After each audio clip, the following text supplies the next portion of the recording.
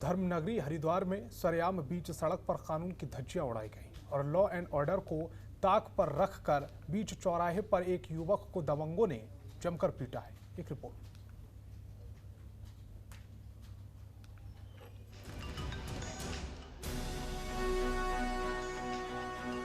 सिर्फ 13 सेकंड का ये वीडियो हरिद्वार समेत देश के तमाम शहरों में खौफ कायम कर रहा है।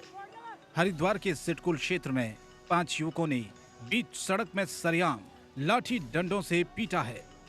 युवकों को यह भी फिक्र नहीं थी कि वह जिंदा रहेगा या मरेगा।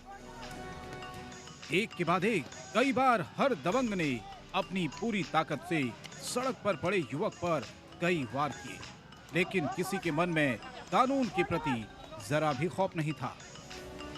पिटाई से युवक खुद को हर तरफ से बचाने की कोशिश करता है। सड़क पर पड़ा युवक बचाव के लिए करहाता है, लोगों से मदद की गुहार लगाता है, लेकिन इसी दौरान सैकड़ों की संख्या में तमाशबीन खड़े लोग युवक को पिटते हुए सिर्फ देखते हैं।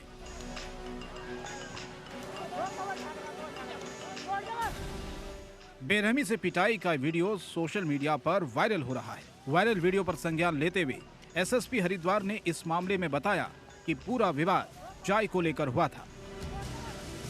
इस घटना के बाद इन युवकों को इनकी कंपनी से भी निकाल दिया गया है।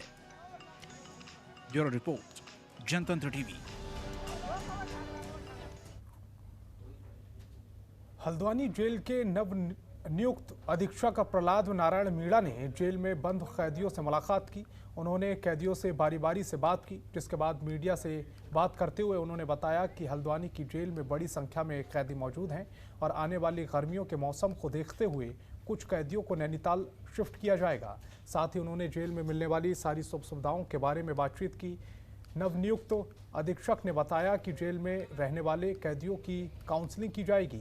साथ ही जो कैदी जेल के अंदर किसी प्रतिभा के धनी हैं, उनके लिए खास इंतजाम किया जाएगा। जैसे सामाजिक संस्थाओं और एनजीओ के साथ मिलकर जेल के अंदर हस्तशिल्प वस्तुएं बनाई जाएंगी, जिनको बेचकर कैदियों को आर्थिक तंगी से निपटने में मदद मिलेगी। आपको बता दें कि जेल के नवनियुक्त अधीक्षक ने कहा कि वे हमेशा विभाग के लिए कुछ नया करने की सोच रखते हैं। सबसे पहले तो मुझे खुशी है कि मुझे एक यूनिफॉर्म से अलग हटके काम दिया गया है, जिसमें जो जेल के अंदर कैदी जो रहते हैं उनके वेलफेयर के लिए, उनके सुधारीकरण के लिए मैं कुछ कार्य कर सकूं।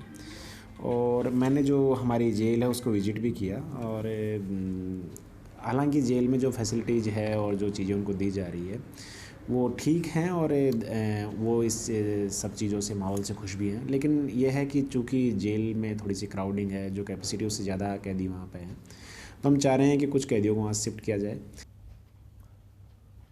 खबर रुड़की से है, जहां उत्तराखंड के चमोली जिले में आई आपदा के बाद से ही वैज्ञानिक ग्लेशियरों को लेकर अलग अलग तरीके से अध्ययन करने में जुटे हैं।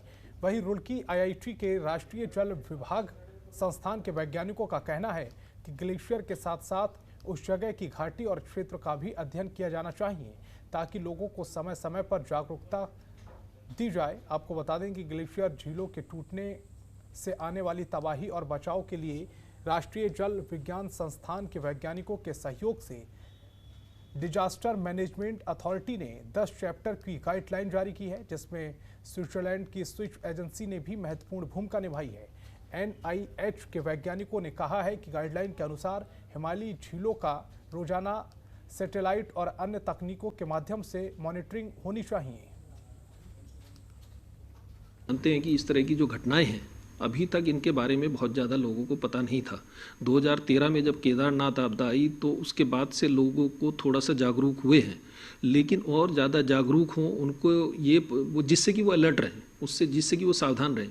उनको ये बात समझ में आनी चाहिए कि इस तरह के जो क्षेत्र हैं, और उसमें ख़ास तौर से उन क्षेत्रों को चिन्हित करके और उसमें ज़्यादा इसको हम प्रचार करें जहाँ पर कि इस तरह की संभावनाएँ ज़्यादा हैं। क्योंकि उस गाइडलाइन में ये भी दिया गया है कि जो लेक वनरेबल हो सकती हैं, जो टूट सकती हैं, उनके क्या क्राइटेरियाज हैं। तो उसकी बेसिस पे अगर हम कुछ लेक्स जो वनरेबल हैं उनको चिन्हित करके उस क्षेत्र में ख़ास तौर से अगर हम प्रचार करें तो वो एक ऐसा कारगर कदम होगा जिससे कि उसमें क्षेत्र में रहने वाले लोग पहले से सतर्क होंगे। इस केस में क्योंकि स्नोफॉल हुई थी, तो जैसा कि पता चल रहा है कि एवलांचेस आए थे, तो जब भी एवलांच के कारण है या लैंडस्लाइड है, 100% ये हो सकता है कि पानी का पाथ कहीं ना कहीं ब्लॉक हुआ है, जिसके बाद वो पानी एक्सेसिव अमाउंट में फ्लो किया है। ये वार्मिंग चल रही है, अब हम वार्मिंग के फेज में हैं। हम जानते हैं, हम समझते हैं कि जो भी ग्लेशियर्स हैं वो ज़्यादातर रिट्रीट पे हैं। रुड़की में चर्चाओं में रहने वाली रुड़की उप कारागार की व्यवस्था को सुधारने के लिए एएसपी ट्रैफिक को उप कारागार अधीक्षक का अतिरिक्त भार सौंपा गया है। गौरतलब है कि रुड़की उप कारागार पर 2014 में हुए गैंगवार की घटना समेत कई संगीन अपराध जेल से संचालित होने की खबरें सामने आती रहती हैं, चाहे उनमें जेल के अंदर का वीडियो वायरल प्रकरण हो या फिर जेल में ही रंगदारी मांगने का मामला। इसके साथ ही कई बार जेल के बेरंग से मोबाइल फ़ोन बरामद होने की घटनाएं भी सामने आई हैं। इन तमाम आपराधिक गतिविधियों पर लगाम लगाने के लिए एसपी क्राइम प्रदीप कुमार राय को रुड़की उप कारागार का अधीक्षक का अतिरिक्त पदभार सौंपा गया है, ताकि तमाम बिगड़ी व्यवस्थाएं दुरुस्त हो सकें। वही जेल में मैंने पहले भी कहा था कि जेल जो है हमारा पहली बार हमारे हम लोगों को मिला हुआ है और एक चैलेंज है, और क्रिमिनल जो एडमिनिस्ट्रेशन सिस्टम है उसका एक बहुत महत्वपूर्ण हिस्सा है। तो उसमें मैंने कहा कि पहली प्रायोरिटी तो हमारी ये रहेगा कि जो क्रिमिनल जो उसके जेल के भीतर बंद हैं, जो बंदी हैं, उन बंदी वे लोग किसी अन्य माध्यम से बाहर को अपराध न कारित कर सकें। और दूसरी बात कि जो ड्यूटीरत जो हमारे पुलिसकर्मी हैं, जेल कर्मी हैं, उनको बेहतर सुविधा दी जा सके, बेहतर प्रशिक्षण दिया जा सके। और तीसरा, जो बंदी हैं उन बंदियों को जो जेल मैनुअल और मानवाधिकार आयोग और अन्य आयोगों के द्वारा दिए गए समय समय पर दिए गए निर्देशों के अनुक्रम में उनको जो सुविधाएं हैं, जो उनके अधिकार हैं, उनको उपलब्ध कराया जा सके।